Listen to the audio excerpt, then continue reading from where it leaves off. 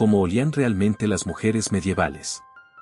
Antes de sumergirte en esta historia, suscríbete y activa la campanita. Tu clic impulsa este mensaje de fe y sabiduría hasta los rincones donde más se necesita. Gracias por ser parte. Imagina entrar en el gran salón de un castillo encendido por antorchas, la música de laúdes se entremezcla con el crepitar de la madera, los vestidos de brocado ondean como llamas de colores, y, de pronto, un olor espeso y penetrante te sacude. No es un hedor insoportable ni un perfume delicado, es la mezcla cruda y humana de un mundo sin duchas calientes, sin desodorantes y sin el concepto de fragancia que hoy damos por sentado. Así era el aire que rodeaba a la dama más refinada de la corte y, también, a la campesina que trillaba trigo al sol. ¿Por qué olían así? ¿Qué historias se esconden tras cada nota aromática que flotaba en la Edad Media? Ahora sumerjámonos en la primera gran verdad que desmonta nuestra idea romántica del pasado. La mayoría de los retratos idealizados mostraban a mujeres impecables, con piel de porcelana y cabellos perfectamente trenzados. Sin embargo, al atravesar las puertas de la realidad medieval, descubrimos un universo donde la higiene diaria parecía un lujo extravagante. En pleno siglo XIII, bañarse se consideraba una práctica potencialmente peligrosa. Los médicos, influenciados por la teoría de los humores, creían que el agua caliente abría los poros y dejaba el cuerpo desprotegido ante los vapores enfermos que flotaban en el aire. La Iglesia, por su parte, lanzaba sermones que equiparaban la desnudez prolongada con la tentación carnal, por lo que muchas mujeres evitaban el baño para no exponerse a sospechas de vanidad o libertinaje. Así, el ritual de asearse se limitaba a lavados parciales, un paño húmedo en el rostro, otro en las manos, y acaso un cuenco con agua tibia y hierbas aromáticas para los pies tras un viaje. El jabón, hecho de grasa animal y ceniza, era áspero y escaso, reservábase más para quitar manchas de la ropa que para frotar la piel. Y aun cuando una señora rica poseía un baño privado, una tina de madera forrada con lino, el despilfarro de agua y leña lo convertía en evento tan especial como una fiesta. El resultado era un olor corporal complejo, producto de sudor acumulado, restos de cosméticos rústicos y el constante contacto con humo de chimenea. Pero no todo era abandono, la creatividad olfativa emergió como respuesta. Las damas de alta cuna cosían dentro de sus mangas pequeños saquitos de lino rellenos de lavanda, romero o rosas secas, cada gesto de la mano liberaba un soplo de fragancia que atenuaba, sin borrar, la emanación natural. Entre el pueblo llano, se mascaban hojas de menta o salvia para refrescar la sangre y se frotaban axilas y cuello con vinagre de sidra, creyendo que el ácido mataba el mal olor. Sin embargo, el perfume más cotizado y más controvertido era el almizcle. Procedente de las glándulas de un ciervo almizclero asiático, llegaba a Europa por rutas de seda y se vendía a precio de especias. Bastaban unas pocas gotas diluidas en grasa de cerdo para que una dama luciera un aura exótica y picante que, a ojos modernos, rozaría lo animal. Irónicamente, ese matiz morboso era precisamente el signo de estatus, oler a almizcle era oler a comercio, a riqueza, a poder. La ausencia de lavado frecuente impactaba también en la ropa. Los vestidos exteriores, pesados, bordados, podían pasar meses sin ver agua. La capa interior de lino, en contacto directo con la piel, solo se cambiaba cuando la tela amarilleaba de sudor. Para revivir las prendas, se colgaban al aire nocturno y se espolvoreaban con pétalos secos. A la mañana siguiente, el rocío infusionado de hierbas imprimía un frescor efímero, que se desvanecía al primer rayo de sol. En las aldeas, las mujeres campesinas no contaban con linos aromáticos ni almizcles, pero disponían de algo igual de eficaz, el humo de la hoguera. Al secar sus vestidos sobre las brasas, estos absorbían el olor a leña quemada que enmascaraba brevemente el sudor rancio. Así, el campo olía a heno, a tierra y a brasero, la ciudad, a estiércol, pescado salado y grasa de vela, y la corte, a una extraña sinfonía de especias caras mezcladas con cuerpos tibios y cerrados entre muros de piedra. Este contraste brutal entre apariencia y aroma nos recuerda que la historia, más que en pergaminos y crónicas, vive en los sentidos. Y el olfato, quizás el más sincero de todos, nos ofrece una ventanita cruda y directa a la intimidad cotidiana de aquellas mujeres medievales. Porque detrás de cada vestido de seda, de cada tocado incrustado de perlas, Palpitaba la misma humanidad que hoy escondemos bajo desodorantes y duchas calientes. Así termina nuestro primer viaje olfativo, un choque con la auténtica fragancia del medioevo, donde la belleza convivía con el sudor y la fe con el miedo al agua. Y apenas hemos arañado la superficie. ¿Te animas a descubrir cómo intentaban aromatizarse o cómo el olor definía la clase social? No te pierdas el siguiente punto. Imagina a una joven noble preparándose para su boda, el castillo entero bulle de criados, los tapices se airean en lo alto de las murallas y una tina humeante espera en la alcoba más cálida. El agua se perfuma con pétalos de rosa, canela y un puñado de azafrán que cuesta más que una vaca. Ese baño, el primero en meses, no es solo un capricho, sino un acontecimiento tan extraordinario que casi todos los invitados lo considerarán parte del ritual nupcial. Fuera de ese día especial, sumergirse por completo en agua tibia es, para muchos, una rareza que despierta sospechas morales y médicos temores. En la Edad Media, bañarse podía ser un acto de coraje, un signo de herejía, o un lujo reservado a quienes podían desafiar al frío, al pecado y a los impuestos sobre la leña. Durante gran parte del periodo medieval, la idea de limpieza estaba ligada menos al agua y más a la pureza espiritual. Las homilías advertían que el cuerpo demasiado mimado tentaba al diablo, dejar al descubierto la piel significaba, simbólicamente, despojarse de la armadura moral. Así, una mujer que pasaba largo rato en la bañera corría el riesgo de que la llamasen frívola, vanidosa o, peor aún, libertina. El recelo no era solo eclesiástico, los médicos galénicos temían que el calor dilatara los poros, permitiendo que miasmas, efluvios invisibles considerados portadores de peste y fiebre, penetraran hasta los humores vitales. Sin embargo, las casas de baño urbanas prosperaban en ciudades como París, Florencia o Córdoba, al menos hasta el siglo XIV. Eran espacios mixtos o con turnos separados, adornados con frescos, fuentes y vapores de hierbas. Allí, una mujer podía relajarse en agua a distintas temperaturas, recibir masajes con aceites de oliva o almendra, e incluso degustar vino especiado mientras le trenzaban el cabello. Pero esa atmósfera, mitad balneario y mitad foro social, empezó a ser objeto de polémica. Los predicadores las denunciaban como semilleros de lujuria y las autoridades temían que propagaran enfermedades venéreas tras las cruzadas. Con el avance de la peste negra en 1347, muchos baños públicos cerraron, el miedo al contagio selló las puertas y reforzó la creencia de que el agua tibia abría el cuerpo a la muerte. En el ámbito rural, la situación era más pragmática. Los inviernos largos y las chimeneas pequeñas hacían del baño una empresa incómoda y costosa. Calentar suficientes cubos de agua requería talar bosques enteros a lo largo de la estación fría. Además, la tina de madera era un bien caro que debía compartirse en familia, empezando por el patriarca y terminando por los niños.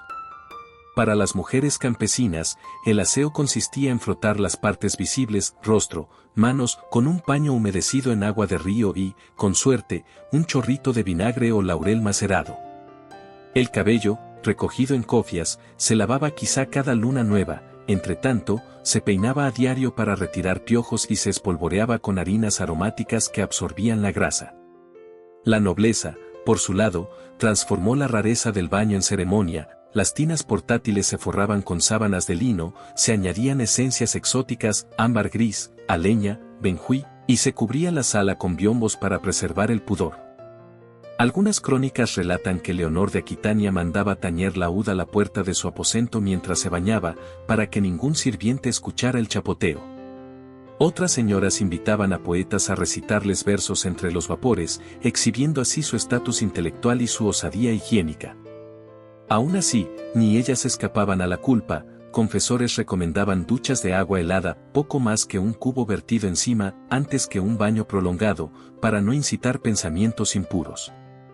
Con el tiempo, el agua se convirtió en elemento fiscal, en muchas ciudades se cobraba una tasa por cada carga de leña destinada a calentar baños, y otra por el uso de pozos o acueductos. Esto encareció todavía más la práctica, reservándola a fiestas, partos o enfermedades graves. Paradójicamente, los manuales de medicina comenzaban a reconocer que la suciedad perpetuaba infecciones cutáneas, pero el miedo cultural pesaba más que la ciencia emergente. Para suplir la escasez de agua, surgieron soluciones creativas. Se popularizaron los pañuelos de ablución, trozos de lino empapados en vino blanco y salvia que se pasaban por axilas, cuello y pechos. También triunfaron las píldoras olorosas, bolitas de mirra, incienso y resina que las mujeres desmenuzaban dentro del escote, liberando una nube resinosa cada vez que se movían. Las más devotas colgaban del rosario diminutas ampollas de agua bendita mezclada con menta, creyendo que aquel rocío los protegía de enfermedades y malos olores a la vez. Así, el baño medieval se convirtió en un espejo de las tensiones entre cuerpo y espíritu, lujo y pecado, ciencia y superstición. Cada gota derramada era un desafío a la penuria, a la doctrina o al clima. Y cada mujer, noble o campesina, navegaba ese mar de normas con estrategias que, vistas desde nuestro siglo, resultan tan ingeniosas como estremecedoras. Porque, al final, la pureza no olía a rosas, olía a humo, vinagre y resignación, envuelto todo en un velo de fe que justificaba la suciedad como parte inevitable del peregrinar terrenal. Con estas aguas turbulentas hemos lavado la primera capa de mitos, pero aún queda por descubrir qué sustancias exóticas y a veces rancias se empleaban para aromatizarse. En el próximo punto abriremos los armarios de hierbas, grasas y flores que dieron forma al perfume y al infortunio de la mujer medieval. Abre un cofre tallado en nogal, encuentra frascos oscuros de vidrio veneciano, sácalos con cuidado y acerca el corcho a tu nariz, una bocanada densa, dulce y casi animal de almizcle, un susurro salino y misterioso de ámbar gris, el frescor áspero del romero recién secado, la acidez punzante del vinagre infusionado con rosas. Las damas medievales guardaban ahí sus pequeños secretos aromáticos, armas invisibles para librar la guerra diaria contra el hedor. Pero cada fragancia llevaba impresa su propia historia de deseo, superstición y riesgo.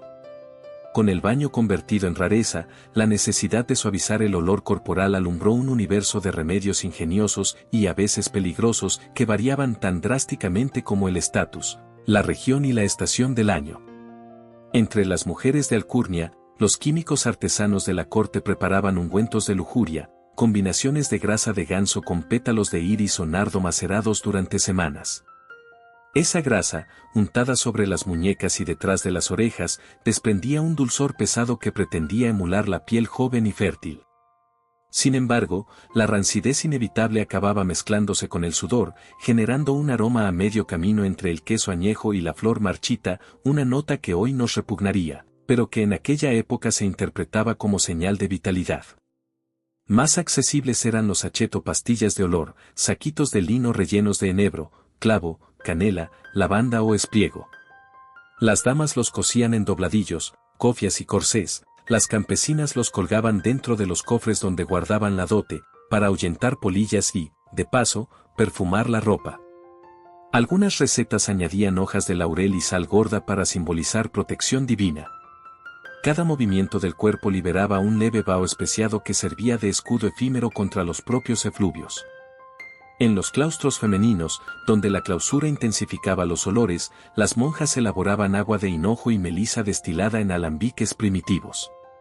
Vertían esa agua mirabilis en tinajas de cerámica y se frotaban el rostro antes de las vigilias nocturnas, convencidas de que despejaba la mente para la oración. A falta de alcohol puro, usaban vino blanco o hidromiel como solvente, lo que dejaba un residuo pegajoso y azucarado que, paradójicamente, atraía insectos y avivaba ciertas infecciones cutáneas. Los ingredientes más exóticos viajaban en caravanas desde Oriente: polvo de sándalo, resina de benjuí, aceite de almendras amargas, bálsamo de Perú. Pero el auténtico sello de distinción era el almizcle, glándula del ciervo almizclero, el ámbar gris, excrescencia intestinal del cachalote y, para los más atrevidos, el civeta, secreción de un felino africano. Estos aromas, intensos y metálicos, se consideraban afrodisíacos, su prestigio residía tanto en la rareza como en el precio astronómico. Un cronista florentino del siglo XIV afirmaba que 1 gramo de almizcle valía lo que 3 capas de terciopelo escarlata. Las cortesanas más influyentes, y las reinas que competían con ellas, llevaban frascos colgados al cuello, sellados con cera. Antes de un banquete, rompían el sello y embadurnaban discretamente sus guantes de cabritilla, para que cada apretón de manos dejara una estela embriagadora. La plebe, en cambio, confiaba en métodos que combinaban lógica campesina y superstición, ungirse con ceniza fría mezclada con grasa de vaca para sellar el sudor, o frotarse hierbas amargas, ajenjo, ruda, tomillo, sobre axilas y pies antes de jornadas de mercado. El vinagre hervido con cáscaras de limón era un recurso popular tanto para desinfectar utensilios como para lavar zonas íntimas tras el parto.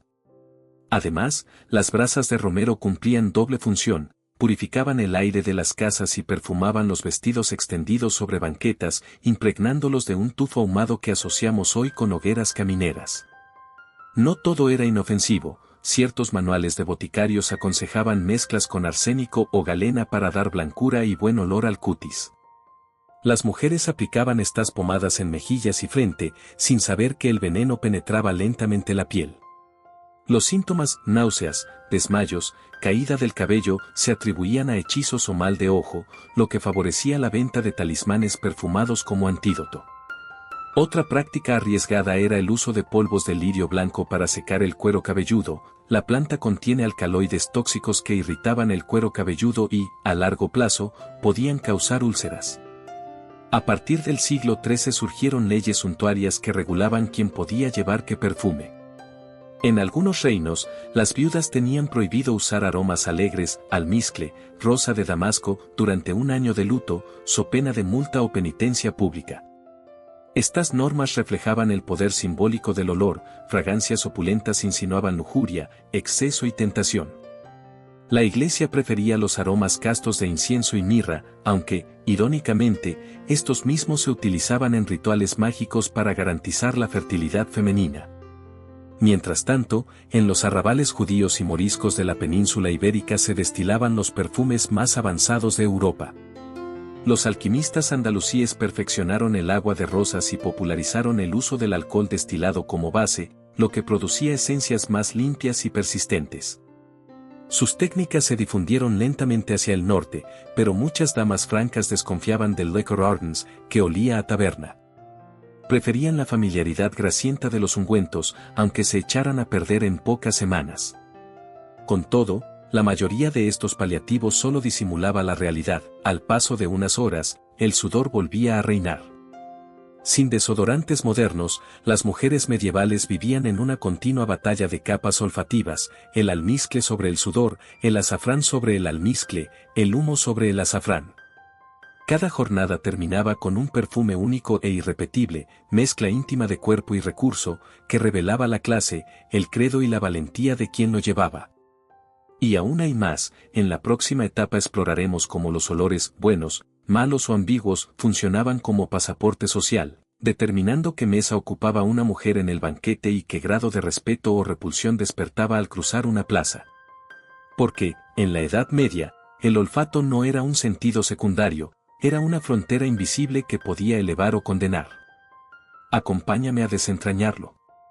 Imagina un mercado abarrotado en Toledo, 1295, el fragante humo del asador de cordero se entremezcla con un tufo agrio que se arrastra desde los corrales, y en medio de ese mosaico olfativo avanza una comitiva de damas ricamente vestidas. No hace falta ver sus brocados para reconocerlas, las acompaña una estela densa de almizcle, ámbar gris y clavo que anuncia su rango antes que sus títulos.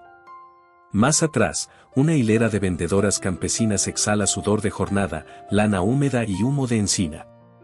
En la Edad Media el olfato funcionaba como el pregonero más franco, te decía, sin margen de duda, quién era importante, quién era pobre y quién cargaba secretos que el tejido social prefería callar. Aunque hoy asociamos el perfume al lujo, entonces el mal olor también podía indicar poder. El señor feudal, atrapado en su armadura acolchada de lino apretado y cuero hervido, desprendía un tufillo agrio a grasa rancia y herrumbre. Era un hedor temido, era la esencia del mando militar, un recordatorio de que ese hombre controlaba impuestos y vidas. En contraste, una burguesa acomodada invertía sus ganancias en esencias orientales, un solo frasco de aceite de nardo podía costar más que la dote de una doncella campesina. Aquella nube dulce que la envolvía le otorgaba autoridad para regatear con mercaderes y codearse con clérigos ilustrados, aun si su linaje carecía de escudo heráldico. Los códigos olfativos funcionaban como contraseña en la corte. Un perfume de rosa damascena mezclado con almendra amarga sugería cercanía a la reina, uno de ámbar gris con azafrán delataba favores comerciales con los genoveses. Ciertos olores incluso servían para identificar conspiraciones. Los cronistas de Aragón cuentan que, durante un banquete en Zaragoza, un emisario musulmán fue descubierto porque su túnica estaba impregnada de madera de aloe, rarísima en la meseta cristiana. Aquella nota olfativa extranjera selló su destino antes de que abriera la boca. En los arrabales, el panorama era aún más explícito. Las viudas que sobrevivían lavando ropa lucían brazos curtidos y, sin poder costear hierbas aromáticas, disimulaban el sudor con jabón de sebo barato que dejaba un regusto metálico. Las casas vecinas sabían distinguirlo, huele a lavandería, murmuraban, como quien dice huele a jornal. Entre los judíos toledanos, el coriandro tostado se quemaba en braseros para aromatizar patios, su aroma especiado, casi cítrico, se convirtió en marcador de identidad comunitaria tanto como el propio albornoz. Así, el olfato segregaba barrios con la misma precisión que los muros. Pero el olor no solo establecía divisiones, también determinaba proximidades permitidas. En un baile cortesano, una dama cuyo perfume revelara pobreza podía ser relegada a los laterales del salón, evitando que su aura plebeya rozara capas de armiño. Sin embargo, ese mismo olor popular era codiciado en los suburbios, un artesano prefería el sudor honrado a la resina cara, percibida como arrogancia. De este modo, dos mundos coexistían y se reconocían o rechazaban con apenas una bocanada de aire. El castigo por oler fuera de lugar podía ser público. Las crónicas florentinas narran que, en 1371, un comerciante arruinado intentó ocultar su ruina comprando perfume de sándalo fiado. Al no poder pagarlo, los acreedores le untaron brea y plumas y lo pasearon por el puente Vecchio. Era una lección moral perfumada de humillación. Aquel que usaba olores que no podía costear enfrentaba la vergüenza sensorial más cruel. Aún dentro de la nobleza, el olor jerarquizaba. El rey acostumbraba perfumarse con almizcle puro, mientras su séquito rebajaba la esencia con grasa y miel, aquel matiz ligero bastaba para señalar subordinación. Igual lógica se replicaba entre damas de honor y sus sirvientas, cuyas únicas fragancias provenían de frotar lavanda fresca en los puños de la cofia. Con el tiempo, los estatutos municipales codificaron esta frontera invisible. En Londres, un edicto de 1419 prohibía que aprendices de herrero portaran pomas de especias orientales bajo pena de multa, alegando que el humo del taller y la resina exótica creaban una mezcla escandalosa que ofendía a los transeúntes de mejor cuna. Así, la ley olía a control social. Bajo toda esta coreografía aromática latía una verdad incómoda. El olor dejaba heridas de clase que el agua sola no podía lavar. Y, sin embargo, cada mujer, sea campesina, burguesa o condesa, hallaba una estrategia para mecer esa frontera, ya fuera colgando hierbas tras la puerta, traficando gotas de ámbar en pañuelos o abrazando con orgullo el olor de su oficio. Porque, en último término, el perfume individual era también una declaración de resiliencia en un mundo que te contenía o te expulsaba con la fuerza de un simple respiro. Ahora que conocemos cómo la fragancia podía alzar o derribar reputaciones, pasemos a un escenario aún más íntimo, la ropa que nunca tocaba el agua, los tejidos saturados de sudor y grasa que convertían cada vestido en una segunda piel aromática. En el próximo punto descubriremos cómo los tejidos multiplicaban o mitigaban aquellas huellas olorosas que la sociedad tanto vigilaba. Cierra los ojos y acaricia con los dedos un corpiño medieval hallado en una cámara funeraria. La tela, endurecida por siglos, conserva aún vetas amarillentas de sudor y motas blancas de sal. Ni los siglos ni la cal viva del enterramiento lograron borrar por completo las huellas que una vez se mezclaron con la piel de su dueña. Ahora imagina ese mismo corpiño recién puesto, rozaba costillas y axilas día tras día, atrapaba el aliento agrio de las cocinas, la humedad de los establos y el humo espeso de las chimeneas. Así, la ropa se convertía en una segunda piel olfativa, un archivo viviente donde quedaban impresas las horas de trabajo, las pasiones y los temores de cada mujer medieval. Los tejidos más comunes, lino para las capas interiores, lana para sayas y jubones, algodón caro importado desde Siria y, en la élite, sedas bizantinas, se lavaban muy pocas veces al año. El lino, tejido en telares domésticos, absorbía rápidamente el sudor, con el tiempo se endurecía y tomaba un tono gris parduzco. Para blanquearlo, las lavanderas lo extendían sobre praderas empapadas de rocío y lo golpeaban con masas de madera a orillas del río, proceso que, paradójicamente, incrustaba barro y residuos vegetales en la trama. Una vez seco, el olor del campo cubría temporalmente el rancho agrio, pero bastaba con vestir la prenda un par de horas para que el tufo corporal regresara. Las damas de la corte, a pesar de su acceso a telas finas, sufrían un problema adicional: los bordados de hilo de oro y las tinturas de carmesí o púrpura tirio se destiñeran o enmohecieran si se sumergían en agua. Por ello, el lavado completo resultaba impensable. Las doncellas usaban cepillos de crin para raspar la superficie del terciopelo y desprender costras de grasa rancia. Después colgaban los vestidos en soportales sombreados para que la brisa nocturna dispersara los gases más intensos. A la mañana siguiente, un chorro de agua de rosas rociado sobre puños y escotes ofrecía la ilusión de frescura, pero debajo persistía la mezcla pegajosa de sudor, polvo de carbón y perfume oxidado. En las aldeas, la lana, gruesa, robusta, saturada de lanolina, retenía olores aún más tiempo. Durante los meses de cosecha, las sayas se empapaban de humedad y savia de trigo, luego se secaban al sol y quedaban encostradas con sal mineral. Al acercarse el invierno, las mujeres embadurnaban la lana con sebo de cerdo o aceite de colza para impermeabilizar la trama. El resultado era un hedor a animal muerto que se agravaba cerca del fuego. Los hombres del campo decían distinguir, por el olor de la grasa, si una mujer pasaba hambre o gozaba de un buen corral. El sebo barato olía más rancio. Las capas interiores funcionaban como filtro social. Cuanto más a menudo podía cambiar una mujer su camisa de lino, mayor era su reputación de decencia. Pero incluso las reinas no disponían de más de 4 o 5 camisas, y el lavado requería calderos enormes, ceniza de haya y horas de hervido. Ese esfuerzo se reservaba para el gran lunes de la colada, una jornada anual, con suerte, en la que castillos y aldeas enteras se convertían en ríos de espuma gris. Durante los días siguientes, los patios olían a lejía y a humo de brasero, un perfume colectivo de purga que, irónicamente, anunciaba que el hedor volvería cuando las prendas se impregnaran otra vez de vida cotidiana.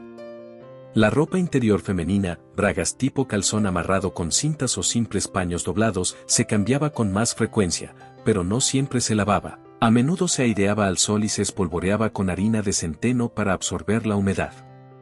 La harina, al fermentar con el calor corporal, desprendía un leve olor agrio que muchos moralistas consideraban natural y, por tanto, tolerable. En conventos y hospitales, donde los contagios eran amenazas constantes, las hermanas desinfectaban paños con vinagre y ajenjo. Aquel perfume amargo impregnaba los pasillos y quedaba asociado al olor mismo de la misericordia.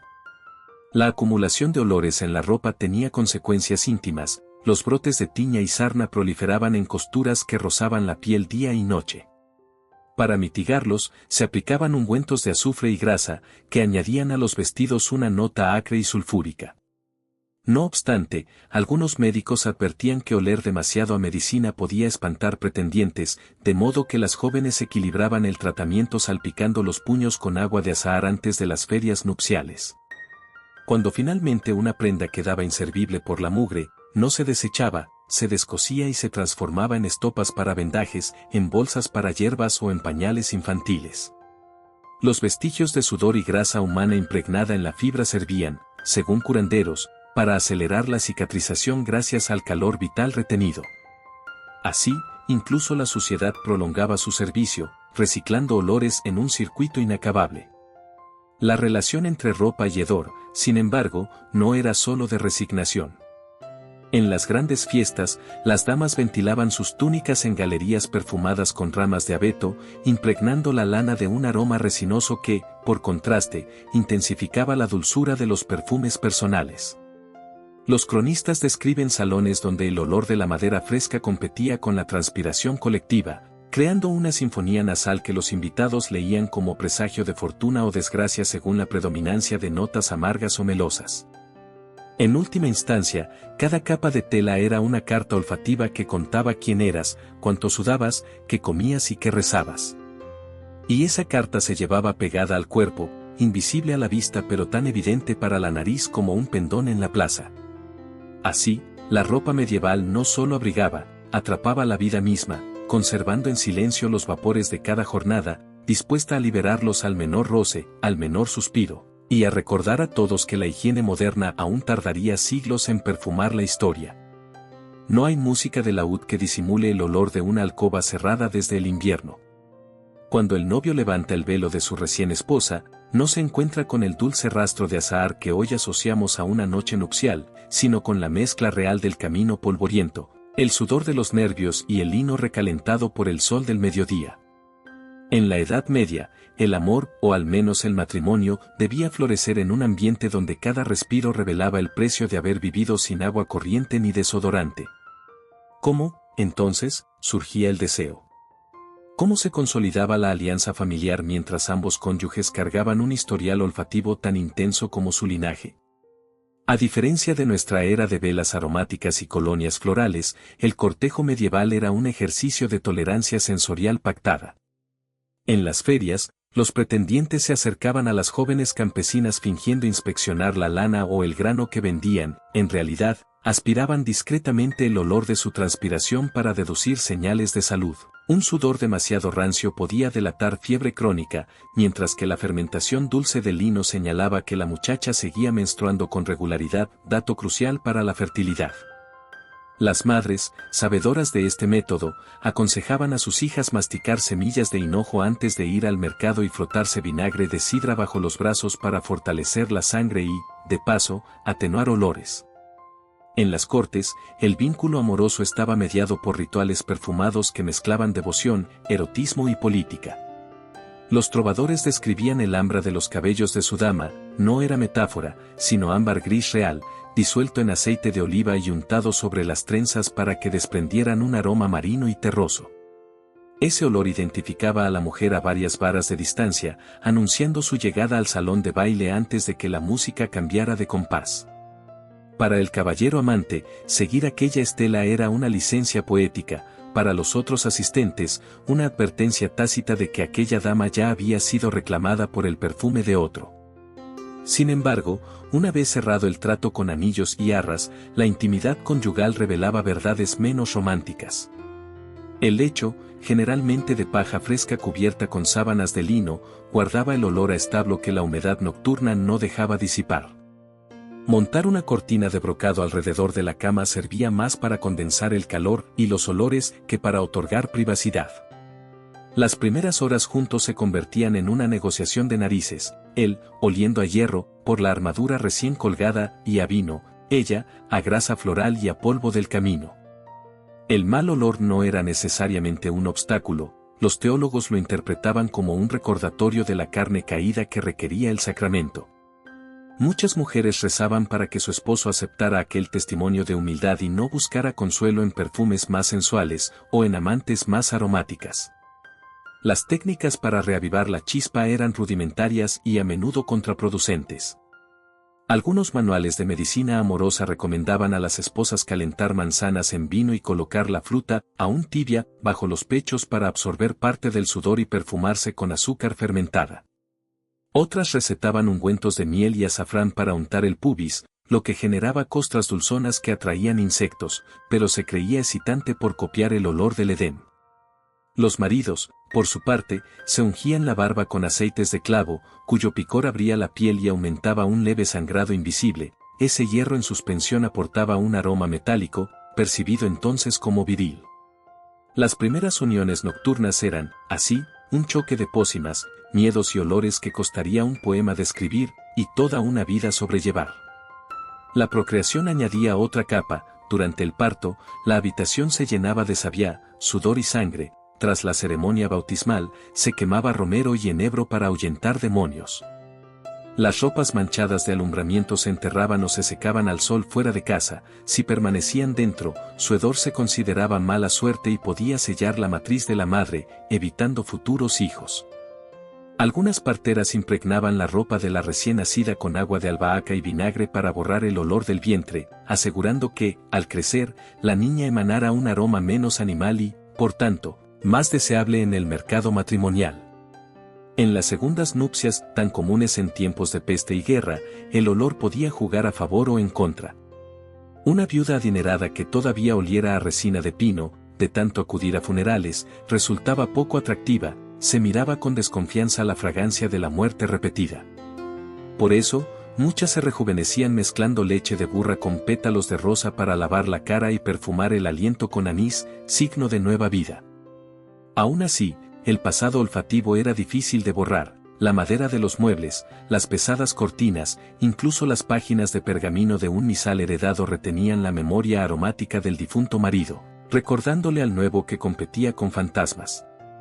A nivel legal y religioso, los olores podían anular un matrimonio.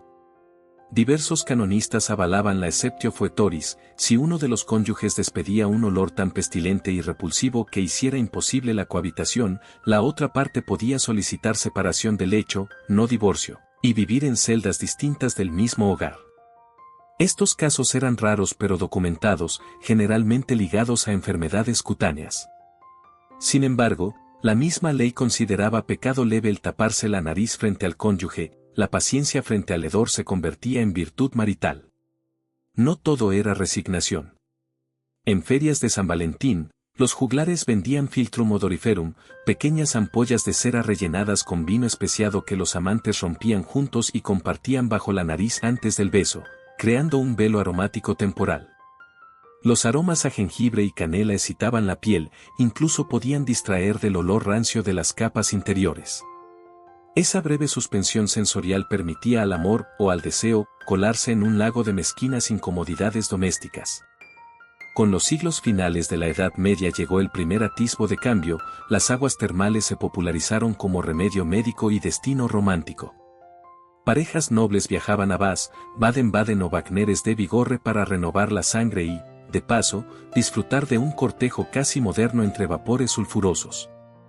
Paradójicamente, el olor a azufre de las fuentes termales, que hoy evocaríamos a huevos podridos, se veía como prenda de sanación y un afrodisíaco natural. Los visitantes regresaban a la corte oliendo a volcán, un nuevo código que proclamaba salud, movilidad y aventura, valores emergentes que preludiaban el renacimiento. Así, el amor medieval navegaba en un océano de olores, algunos familiares y tiernos, otros ásperos e hirientes. Cada declaración de afecto pasaba por la prueba de la nariz, cada promesa de lealtad debía superar la barrera del sudor, la grasa y las especias oxidadas. Y, pese a todo, la humanidad seguía encontrando en esas alcobas fragantes de historia la fuerza para perpetuarse. Porque el deseo nunca dependió de la frescura de una colonia, dependió de la capacidad de los amantes para olerse el uno al otro y, aún así, quedarse.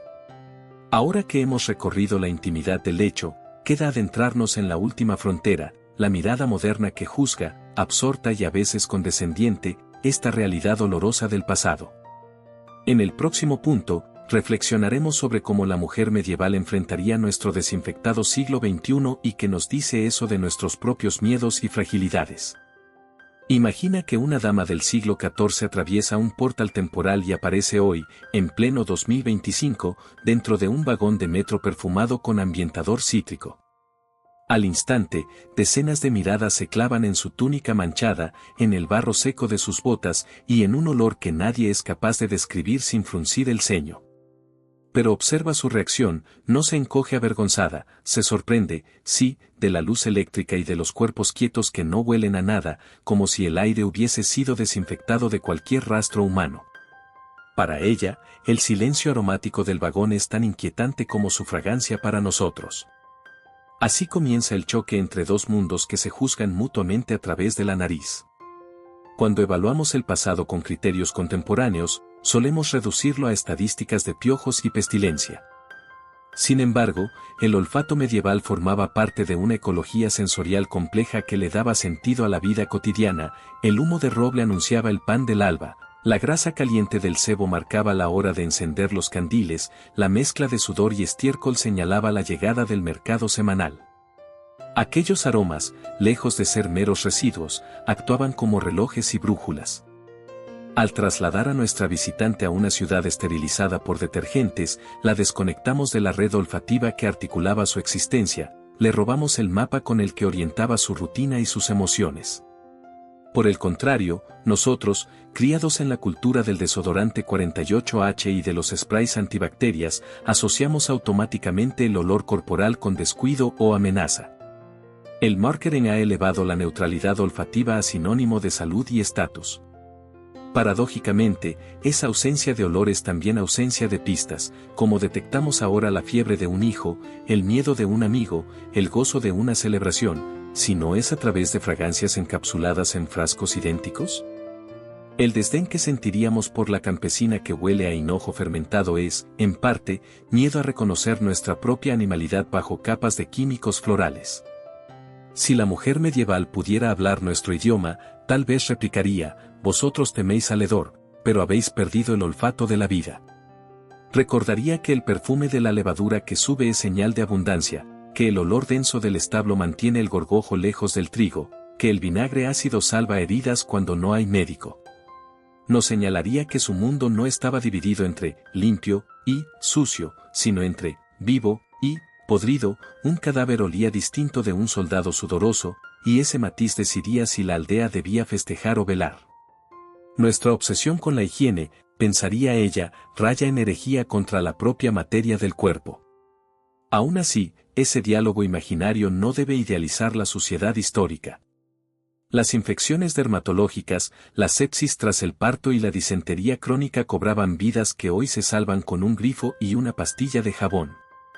Reconocer que la Edad Media olía fuerte no implica glorificar su hedor, sino entenderlo como síntoma de un ecosistema tecnológico y simbólico diferente. Cuando juzgamos a la mujer medieval por su olor, la reducimos a una carencia, la ausencia de ducha.